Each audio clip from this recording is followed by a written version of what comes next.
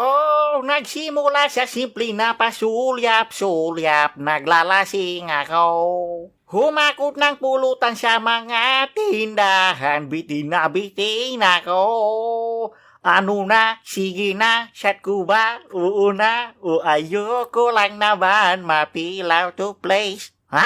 Bakit ganon? Oo, ano ba yan? Mali na yung lyrics ko tuloy. Kanina pa kasi ako nandito, wala man lang sumasagot. Tao po, hello? Hoy! Ano ginagawa mo dyan sa tapat ng bahay na yan?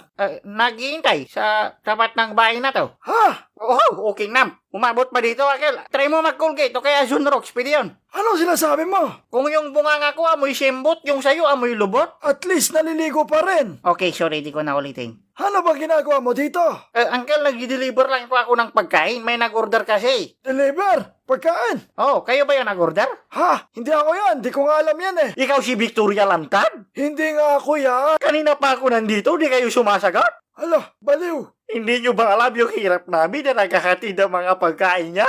Hoy, ba't ka umiiyak? Kahit mainit, tanghaling tapat, umulan o bumagyaw, i-deliver pa rin namin yung pagkain niyo.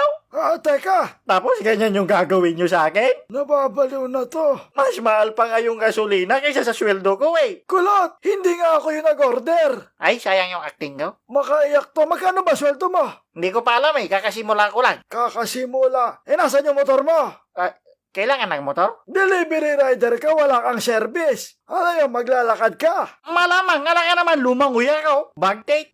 Oo nga no. Ba't ka nang away? Kayo kasi eh. Hindi ka dapat nandito, bata. Bakit naman, Uncle? Dahil may sumpa ang bahay na iyan. Sumpak? Ayos yun, tara kunin natin sa loob. Sumpa, may malas, ganon. Oh, alam mo ba, nanonood ako dati ng ganon? Ha? May mga kabitbahay kasi kami dati, si Uncle Gardo at saka si Uncle Eric. Nagsasat sila noon sa kabilang store kasi wala pang tindahan si Auntie Josie noon.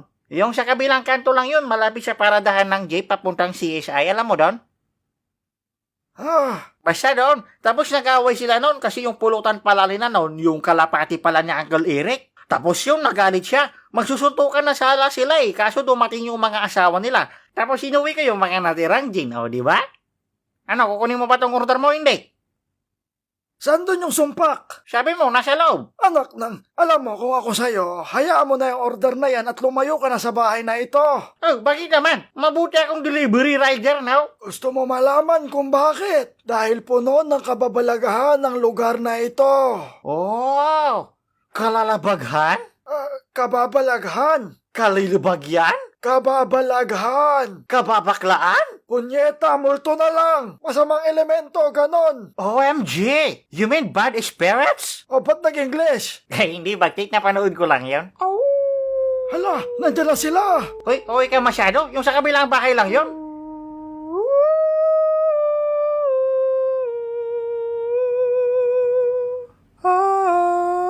Oy, pre, pwede mamaya na yan? Healthylicious hotdog. Aba, bahala ka. Nagbabala na ako sa'yo, ha? Ano ba kayo? Takot ang mga multo sa mga lasing? Iwan na kita dito. Muwi ka na nga. Tsaka magukay ka ng bagong damit, ha? 50 pesos lang sa night market. Gunggong. Ay, okay, back to work. Hello, yung order niya nandito na sa baba.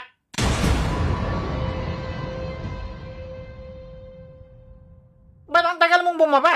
Ano? Kanina pa ako dito, tao po ako ng tao po, tapos hindi pa kayo matawagan? Anong sinasabi mo? Ito, yung order niya, Hindi mo ba alam kung ano ako? alam ko, babaeng nag-order tapos hindi naman niya babantayan kung nasan na yung pagkain niya. Ay, apo, makapa-express. Hindi ako nag-order ng kahit ano. Ha? Hindi ikaw si Victoria Lantad? Hindi. Ang nakalagay dito, maitim na bahay tapos malapit sa sementeryo. Oh, bakit? Ito lang ba ang itim na bahay dito? Ang dami dyan, oh. Ay na, pareho namang maitim eh. Oh, racist. Oh, alangan, isa-isahin ko pa. Ito na nga yung pinili ko eh. Nagrereklamo ka sa matagal mag-receive ng order. Eh, hindi ka naman sumusunod sa pinned location. Ha? Anong pinvication? Location. May mark dyan kung saan ka magde-deliver. Ah, oo nga no. Diba? Simple lang naman ang gagawin eh. Gosh. Eh kung hindi yun dito, sino ka? Isa akong white lady. Oh, white lady? Foreigner ka? Huh? Ba't alam mo magtagalog? Anong sinasabi mo? Excuse me madam is this our old order of you? Hindi ako foreigner. Isa akong multo. Multo? Oo, isang white lady. Di ka ba natatakot? Bakit naman? Ikaw dapat yung matakot, di ka pa nagbabayad ng order mo. I-report kita dyan eh. Hindi nga ako ang nag-order niyan. Nandyan na nga sa app mismo. Oh. Ay sus, nagpa-prank lang kayo eh. Nagbibiro ka ba? Hindi, pero gusto mo ng joke? Sige. Anong tawag sa multong nireregla? Ano? Eh di may tagos. Nabait na bud ka talaga. Alam mo, kinagambala mo ng kapayapaan ko. Dapat umalis ka na bago pa ako magalit. Oo, kalma. Ba't ka magagalit? Nag-enjoy ako dito tapos ganyan ka? Panira naman ng moment to. Para kang si JR nung sa singing contest ko. So now I come to you with open arms. Ay, sorry. Ano ba? Sinabing umalis ka na sa teritoryo ko. Ang damot mo naman. Kala mo naman ang ganda-ganda ng bahay mo. Malamang, isa tong haunted house eh. At ako ang pinaka nakakatakot na multo dito. Oh, so talagang ligaw na kaluluwa ka. Ponak, may bahay nga ako. Okay. Kung multo ka, anong kapangyarihan mo? Kapangyarihan? Oh, bakit ikaw wala? Ewan ko. Oh, may nakagaron. Yung nakausap kong kapre dati, niligaw niya ako. Tapos yung vampira nagiging paniki tapos nangangagat. Yung aswang naman na nakausap ko dati, nangangagat din. Tapos nahati yung katawan niya. Hoy! Nakalat-kalat yung balakang mo dito, ah! Kuya, natanggal! Natanggal, kuya! Oh, di ba? Tapos ikaw wala kang powers? Kaya ko naman tumagos sa pader. Yun lang, sa pader lang? O bakit? Cool naman yun ah. Bagtit, tinalo ka pa ng mga trupa ko? Ano bang powers ng mga tropa mo? Si Jonathan, kaya niyang lumipad. Gegi, ambol lang, tol. Gegi. White lady, gusto mo na white powder? Tapos si GR naman, magaling na espiritista. Nasaan na yung white lady na yon? Arms.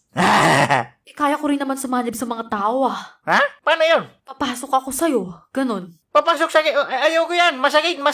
Ew. Bastos. Usapang pasok ba yan? Arms. Okay, Namja, umuwi ka na nga. Alam mo, feeling ko gutom na yung may-ari ng pagkain na yan. Depende sa'yo, gutom ka na ba? Kunin mo na kasi. Hindi nga ako nag-order niyan. Ang kulit. Sige na, kasi 350 lang to, oh. Ano bang laman yan? Hopya. Hopya? 350? Ilang piraso? Isa na lang, tapos may kagat. Ang tagal mo kasi eh. Sira ulo ka pala eh. Magde-deliver ka ng pagkain nakain mo na. Ikaw dapat na magbayad niyan. Oh, ba't ikaw? Ang liit na nga lang ng sahod ko eh. Kunin mo na kasi tong order mo. Ano ba? White lady, tas order ng food? Ano naman? Alam mo, hindi porkit isa kang multo, wala ka nang kaparatang kumain ng mga pagkain kina-carvings mo. Pero hindi ka kumakain ng multo. Ha? Ba't naman? Ibig sabihin hindi rin kayo nagsasat? Ayan tuloy, namiss ko na naman yung mga paborito kong pagkain buhay pa ako. Ano ba paborito mong pagkain dati? Sinigang, tapos seafood. Ikaw, ano ba sa'yo? Ayun, simple lang, pulutan. Ay, nakakalungkot naman. Wag kang masyad, Madam White Lady. Ganyan talaga ang buhay. Kung yung iba nakakain ng gusto nilang pagkain, tapos nakakapag-travel pa sila sa iba't ibang lugar, tapos nakakausap mga kaibigan nila, di ba? Buti pa sila.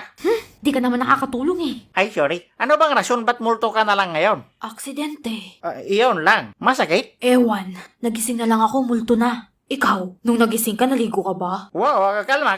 Ba't biglang ganon? Kanina ka pa kasi nangungulit eh. Ang sama pa ng ugali mo. Ha? Ako masama? Oo, tignan mo. Sumisigaw ka na naman. Ako masama? Ako yung multo pero ba't mas nakakatakot ka? Feeling.